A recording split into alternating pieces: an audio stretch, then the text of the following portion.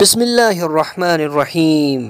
अल्लाहुम्मा सल्ली अला मुहम्मद व बारिक वसल्लम। प्यारे दोस्तों, प्यारे साथियों, आज मैं आपको बताऊंगा ऐसा अमल कि जिसकी बहुत सारी बरकत हैं। प्यारे दोस्तों, अगर रात को आपको नींद नहीं आ रही, नींद नहीं आती, नींद बहुत ही लेट आ रही है, तो इस अमल को कीजिए। इस अमल को कर लेने से इंशाअल्लाह आपको जल्द नींद आएगी। प्यारे दोस्तों, प्यारे साथियों, इस अमल के बहुत बरकत हैं। प्यारे दोस्तों, कोशिश कीजिए कि अगर कोई घर में ऐसा अफराद है कि जिसको नींद नहीं आती, उसको पानी पर दम करके 11 दिन लगातार पिला दीजिए।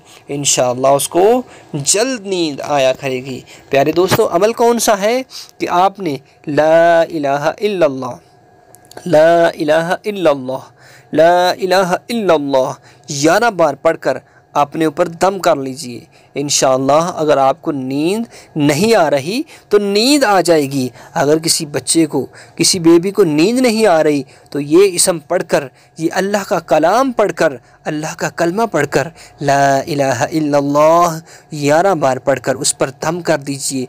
इंशाअल्लाह उसको नींद आ जाएगी। आमीन। व आखिर दावया अनिल हम्दुलिल्लाहि रब्बिल आलमीन।